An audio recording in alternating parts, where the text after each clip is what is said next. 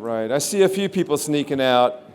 You might need to take a quick break, but get right back because we are going right into another tremendously important topic. I will let you know there will be a break and intermission after this one in case you're thinking about when to take your break. We are going to talk now about the topic of reparations. And it is a topic that has been bounced around, kicked around a lot, discussed, but maybe not really understood. And one of the things that we like to think we do well as journalists who explain California is help people understand, especially complex issues. And so we are very happy to bring our panel up, and we will get started here. Come on out.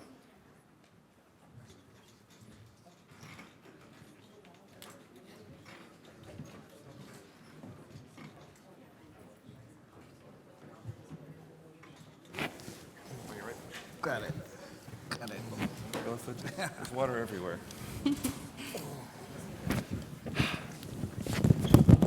Welcome. You guys cool enough? Yes. Cooler than outside. We are very happy to do this conversation, so important, and I really want to thank my panelists for being here today.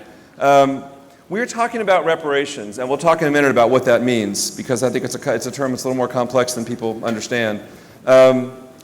I want to start out, some of you have seen the report that the Task Force on Reparations did, and it's 1,000 pages. It is, I would say, a better history textbook than probably most of the history textbooks that our schools are using. And it's a real story of what's happened in the last 400 years. And I was going through it and trying to figure out, how do you summarize a 1,000-page report? And I found it. It's in the table of contents.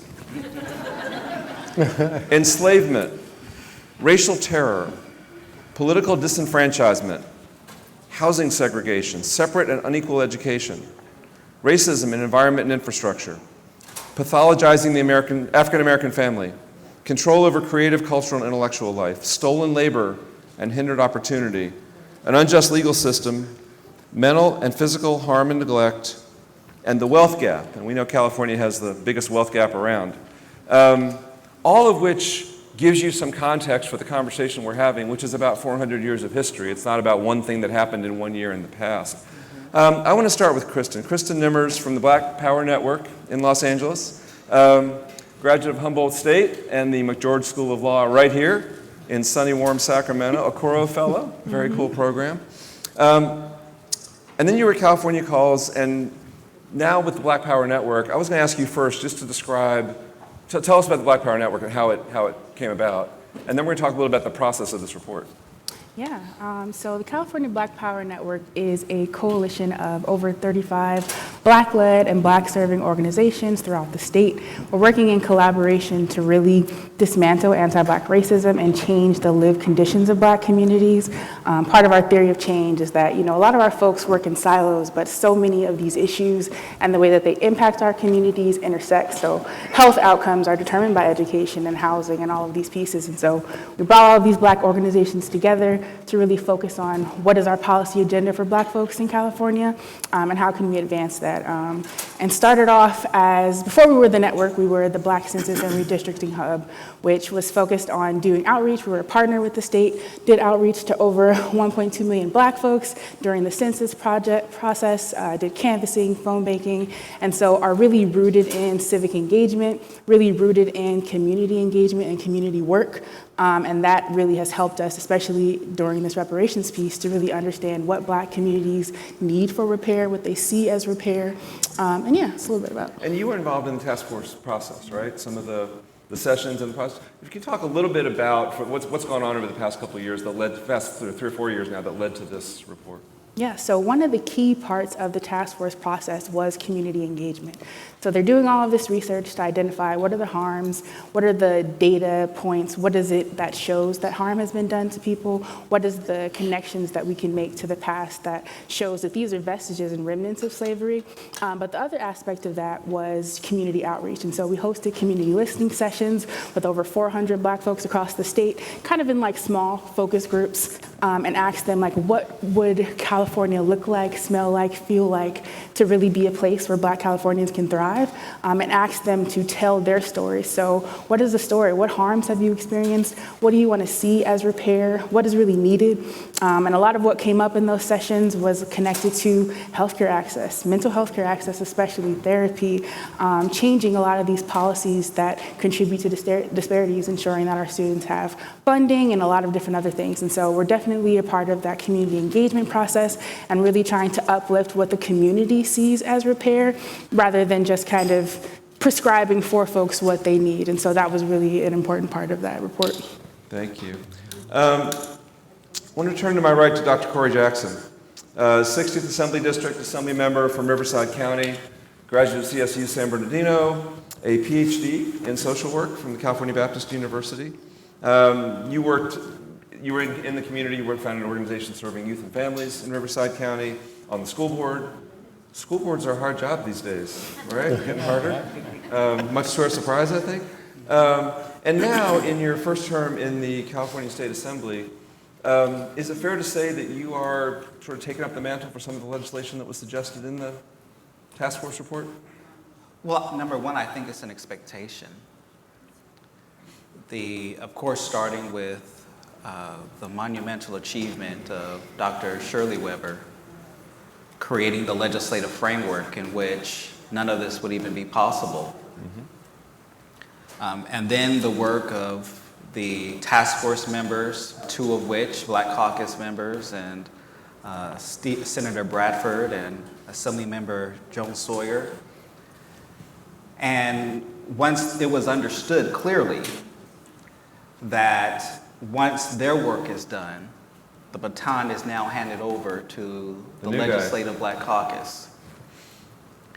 And as a matter of fact, we actually had kind of a ceremony in which Black Caucus members received our own engraved report, basically saying, get to work, and we're watching you. And from there, of course, we immediately began to start planning on what would be our inaugural legislative package to begin to move the reparations agenda forward. And can you give us a little sense of that package for this year, where some of the key bills are? Obviously, we're in the middle of the session, and some things have made it on the floor and some have not. Just a little rundown of some of the highlights right now.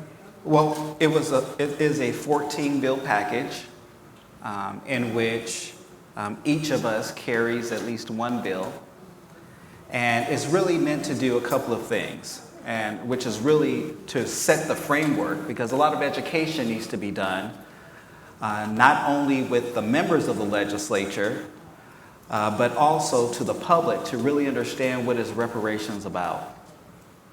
Because there's really, to summarize it, there's really three key parts of what reparations is. First, there's an acknowledgement.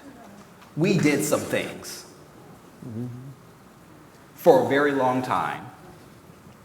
And it was intentional, not just by members of the public, it was government sanctioned, organized, and facilitated by both the federal government and in the case of California, the state government. Now that we've acknowledged we did something, now we need to apologize for that. What is an apology? An apology is meant to make sure that, number one, you establish or reestablish the dignity and the humanity of the population that has been hurt. And then to help that population begin a healing process, right? Dealing with the trauma, dealing with the effect that finally, we are not in our circumstance by happenstance, right? That it was intentionally done to us, and it was done very well. And then third is atonement. Now we're going to do some things to make up for what has been done and to ensure that future generations don't experience that same harm or the ramifications of that harm, right? Now, many times in the press has really been focused on a monetary value. But reparations is not just the monetary value. Because for the last 6 to 10 years, we know that there are things that are systemic and structural that continue to exacerbate the same inequities from one generation to the next. It's not like it's all over. It's built into the very structure and the culture of who we are as Americans and who we are even as Californians. But what we also have to recognize is if we don't fix those structures, it don't matter how much money we get, right? Because all the data says that even if my children, I don't have any children, I'm too smart for that. That's a whole different panel. Right. Right? But even if my children grow up in a upper middle class, the chances of them staying in that income bracket when they become adults is slim. They're more likely to fall back into, my grandchildren would be ending up in a lower economic bracket than their parents. That's structural. So part of our reparations package is, number one, Assemblymember, I know I'm going long. I'm sorry. I do want you to go through the package because there's a lot here, and it's all kind of on the line in the legislature the next few weeks, right? Absolutely. So Assemblymember Dr. Akilah Weber is the one that is carrying the bill to acknowledge. And the report is a fantastic history lesson on just what California did. And she's carrying the acknowledgement. And then about 2 weeks ago, Assemblymember Joan Sawyer carried the apology for officially the state of California to apologize to descendants of slaves. And then the other 12 bills begin to do a couple of things. Number one, I have ACA 7, which is to weaken Prop 209, because there are some legal barriers to be able to even do some of the monetary and other type of reparations to be able to carry it out.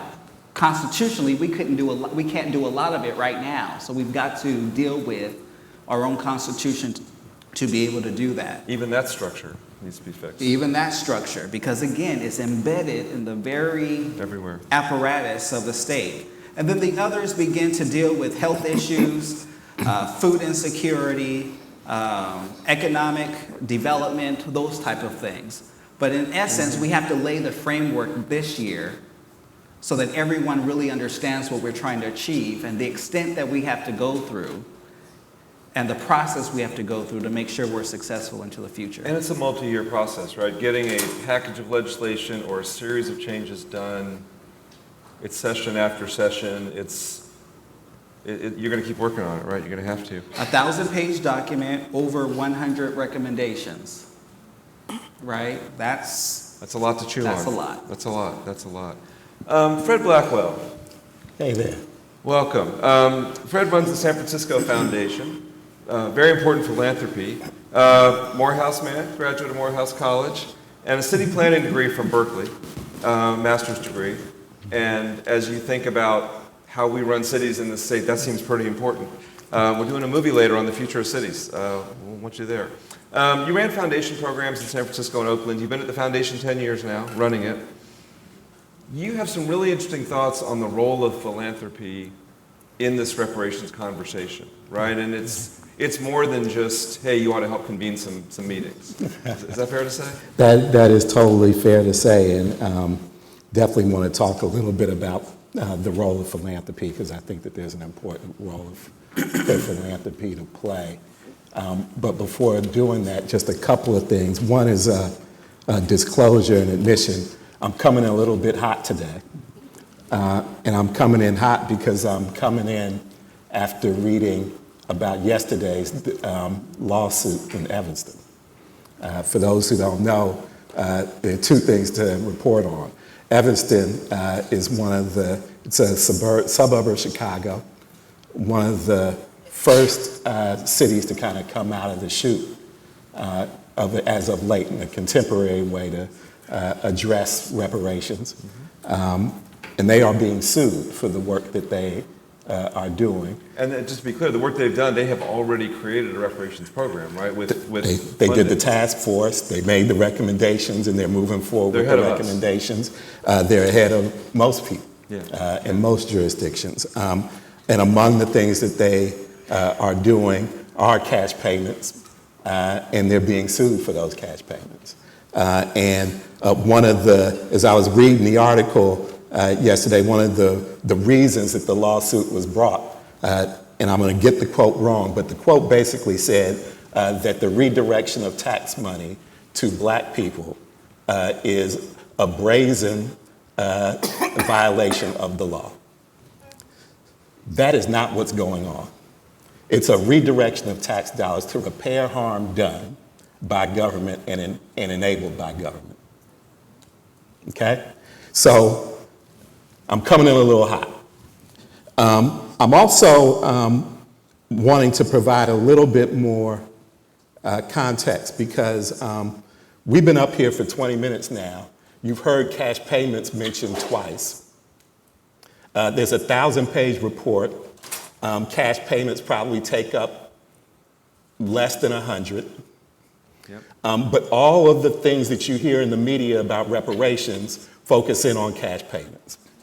And this is a 1,000-page report, 14 pieces of legislation, a litany of recommendations, mostly focusing in on the system and policies that have been put in place and that need to be corrected, and policies that need to be put in place in order to advance corrections and to advance atonement. And so there's a whole misrepresentation of what this whole movement is about that is quite frustrating. And I want to put that up there too. The report is amazing. The report has good data. The report cites evidence. As you said, the report is a very well done history lesson. It codifies and inventories tangible harms done. Fabulous report. Not enough. The work of the legislature. Not enough. The reason why that's not enough is because anything that is intended to advance the interest of people of color in this country is hard. And it's even more difficult if you put black people at the center of that equation. And so in order for any advancement to occur or any atonement to occur, it's going to take resolve. And we've seen this kind of resolve before. We've seen it. Remember summer of 2020? Remember it seemed like every day, every week, there was a new commitment, a new statement that was coming out in support of racial justice. The NFL apologized to Colin Kaepernick. Aunt Jemima and Uncle Ben actually got fired. Only 4 years ago. Yeah. Senators were wearing kente cloth. And kneeling. We got a holiday. Everybody got a holiday. Not just we, everybody got a holiday. Juneteenth, and it's coming up.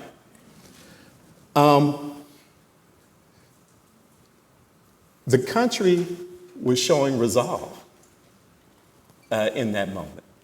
And it is that resolve coupled with the kind of great reports and the great leadership that we see that is going to be necessary in order for the atonement to occur.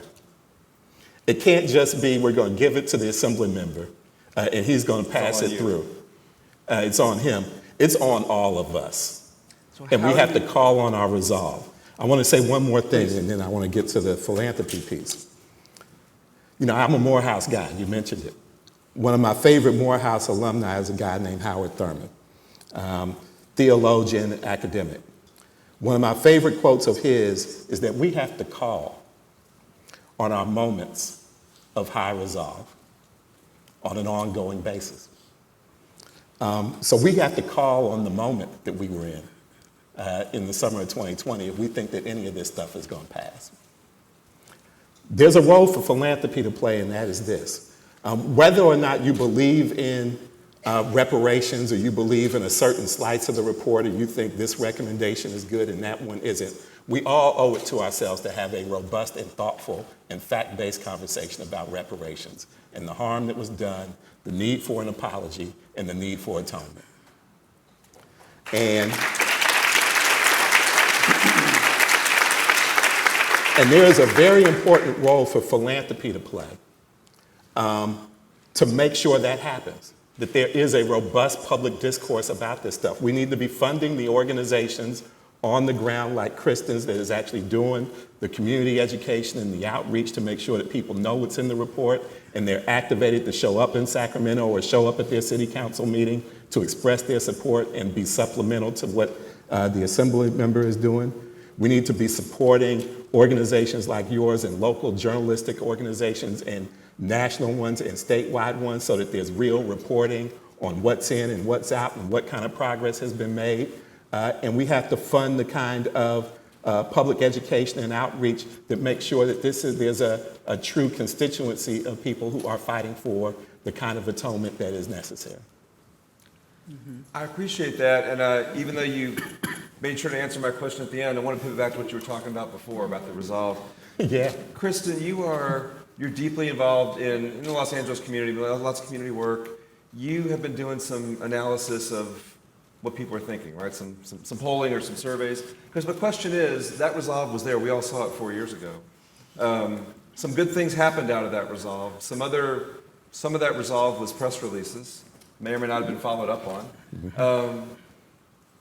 What do you see? Is that resolve still there? Can you summon that resolve again? I hate to think what it would take for an event to summon that resolve again. Can we get that resolve back without that? What are you seeing in your work? I think that resolve is still there, but it's important that it's not only there for Black communities, but also for our non-Black allies. And I think that we have the power to continue to build momentum. George Floyd happening was tragic and also has continued to happen since 2020. We have not, made significant shifts to really stop a lot of these things that were happening then, now. And I think what's important is really a broad communication strategy and a broad outreach strategy. The Latino Community Foundation did some polling of Latino folks, and they found that over 76% of Latino folks are in support of reparations. We are going to release a report later on this year, so just a sneak peek, but we also have done some polling with Black folks about how it is a motivator and how it relates to how folks are choosing candidates and making decisions on the ballot. And so there is still momentum. The conversation is still happening. There are communities, even inside and outside of Black communities, that are in support of reparations. And what is really needed is to continue to have the conversation and to ensure that folks are really understanding the harm. Like you all have said, this is a 1,000-page report. This is not something that's easily digestible. This is not something the average community member is going on and reading.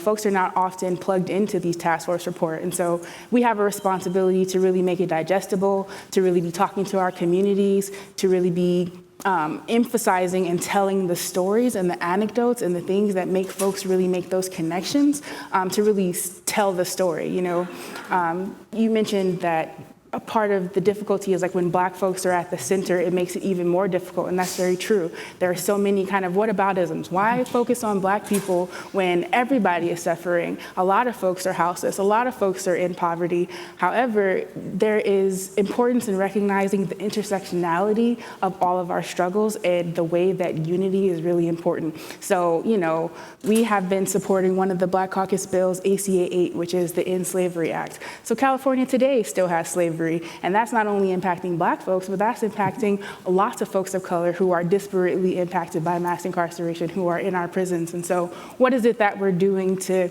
really think about how all of our issues intersect, how equity and justice for Black people is really bringing us to a broader, more equitable, just world, and ensuring that not only Black people are thriving, but also that all communities are thriving because our issues are interconnected. We are in the same low-income neighborhoods with Black and brown folks.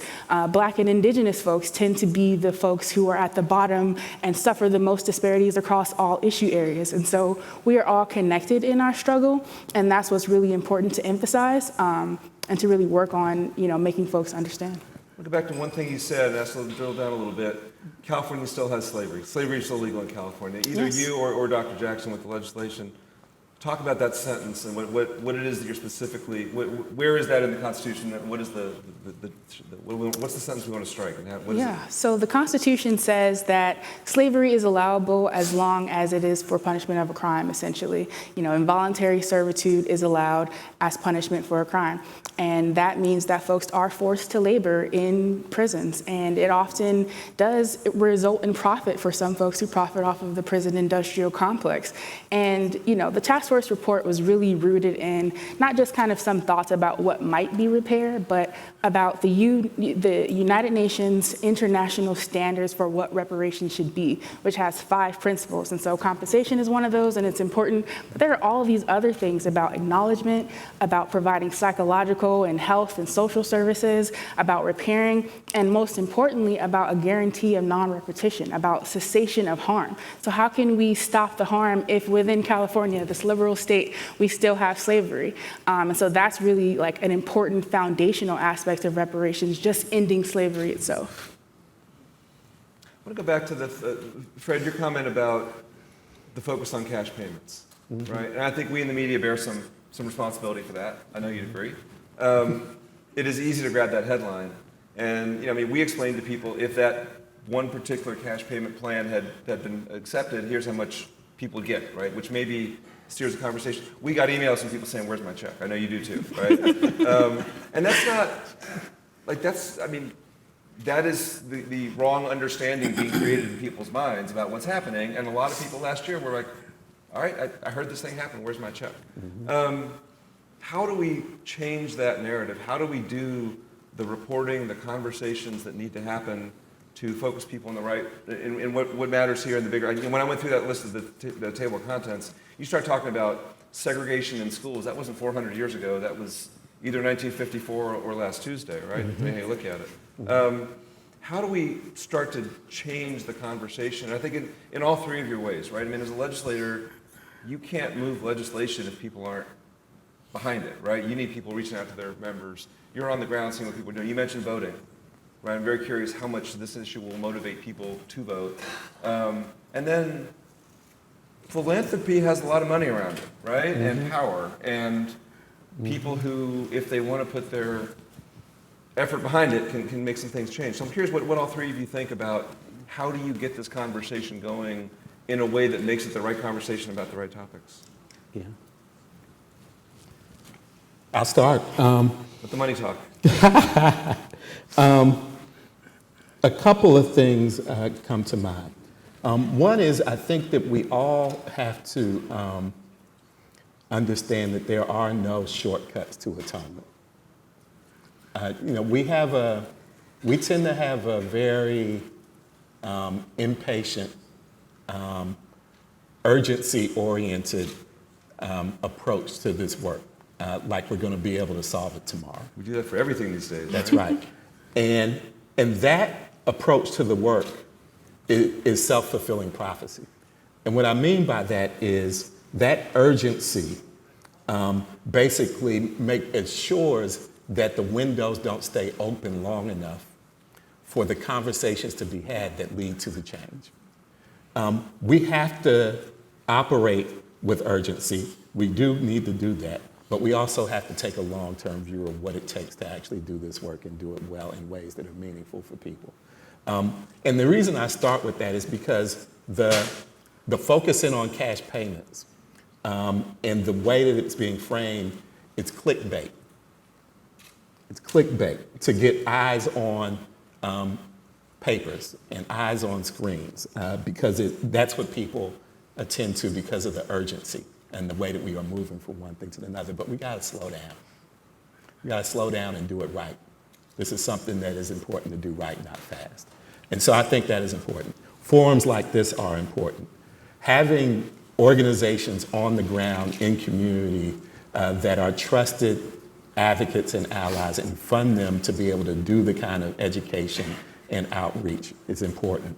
Having more than just the New York Times and the Wall Street Journal, but local papers, community-based journalists, talking about these issues and talking about them at a level of depth that brings the depth and complexity of this issue into the public discourse. All those things are very important. And again, most of the things that I mentioned are things that philanthropy can do, and that we should be doing.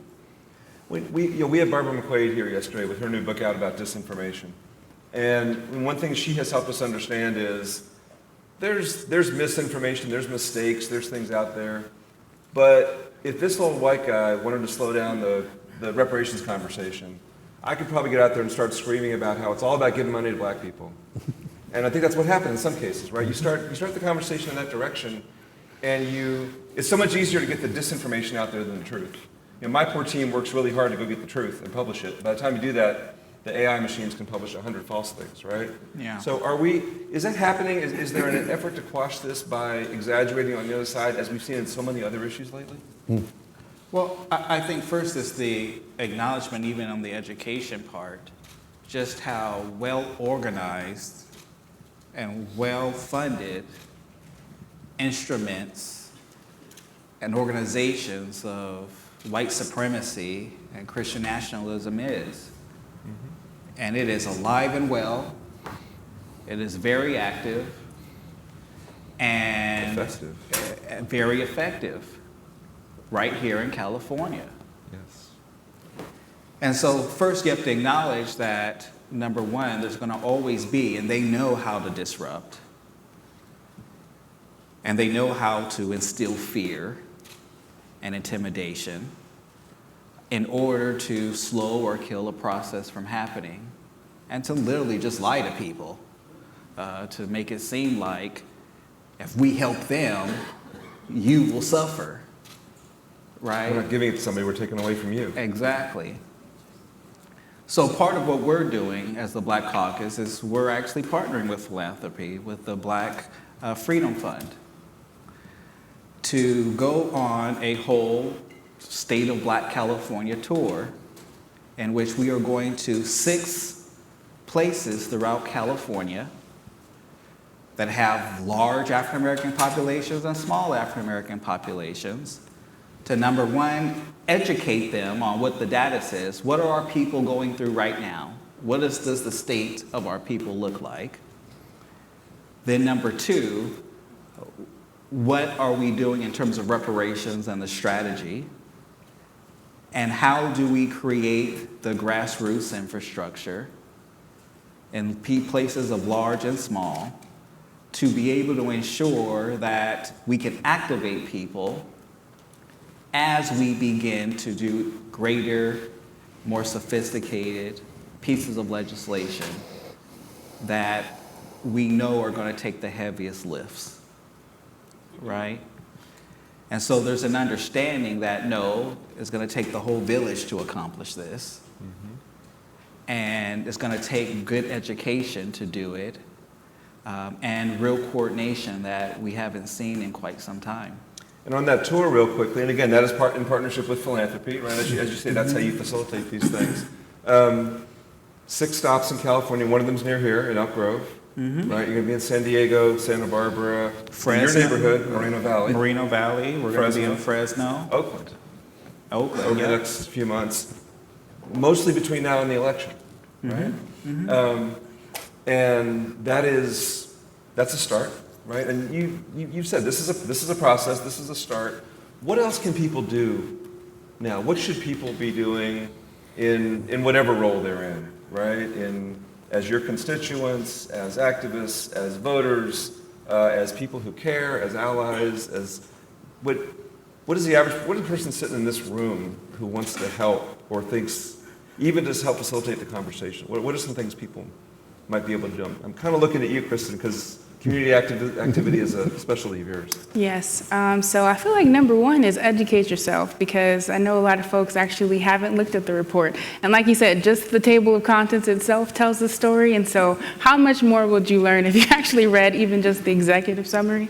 But I'm also thinking about, for example, like this compensation piece. Like, it isn't exactly that it is bad to talk about compensation. It's important. Economic security is a determining factor of housing security, of healthcare access, of all of these other things.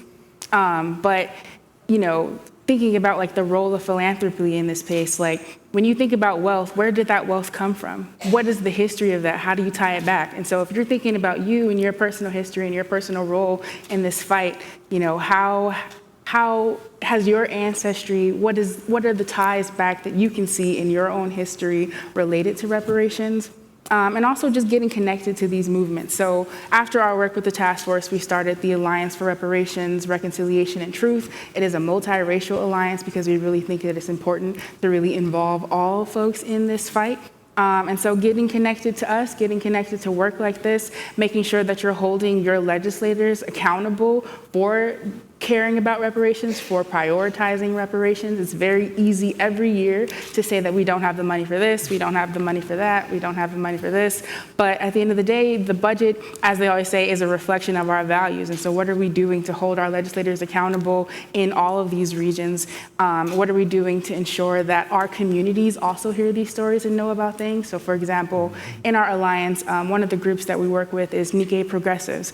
And they were connected to the fight to ensure reparations for Japanese Americans. So, reparations have been given, and they're talking to their communities to say, we won our fight. How are we supporting Black folks in winning their fight? And so everybody should be doing that in their individual communities, with their families, to make sure that this is a consistent conversation. And to your point earlier, that we're building that momentum, that we're building community support and understanding, because it's really going to take all of us to push this forward, because it will be difficult. We also have a Supreme Court that may or may not be friendly to reparations, and all of the support that we can get is really important, and so just wanted to lift that up.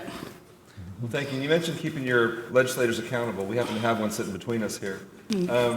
How much do you hear from your constituents, and how does one, look, we hire you, people in Riverside County hire you to come here and represent them. Do they hold you accountable? Do they pay attention to what you're doing? Do you hear enough from your community? Or how should people be, not just you, but how should people be insisting on, demanding, prompting action from their people representing them? I think each district is different, but one thing is for sure is that I don't think any of us are engaged enough in our democracy, which is why we don't have much of it left. And one of the things that when I was elected, I had an overall goal, and that is to raise the expectations of my own constituents of what they should expect of me, right?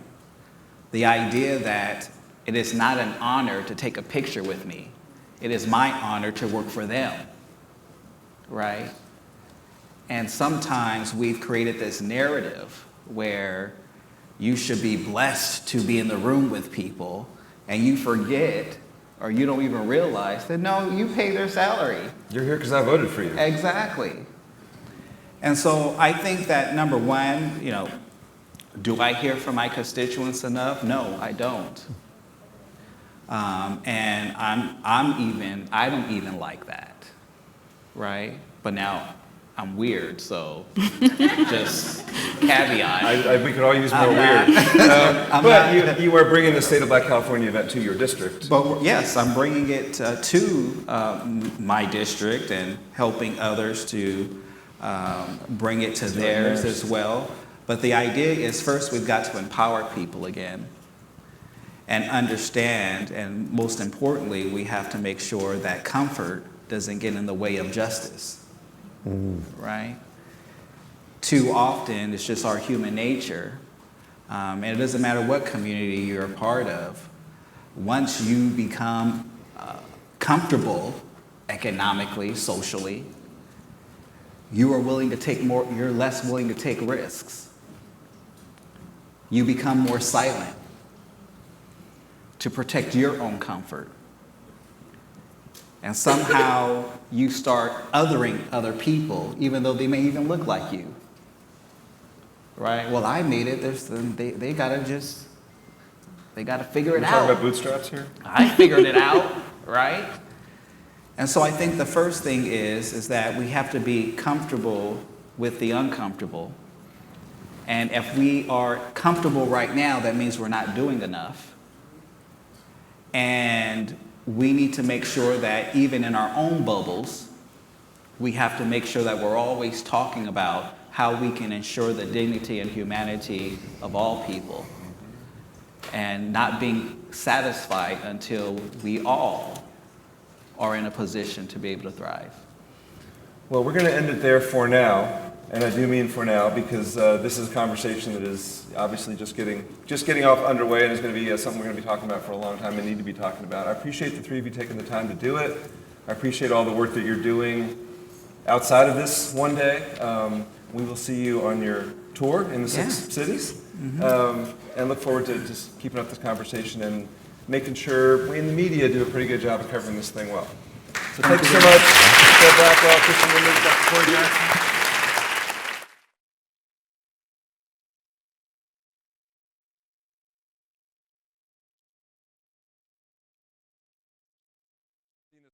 Off, but that was the first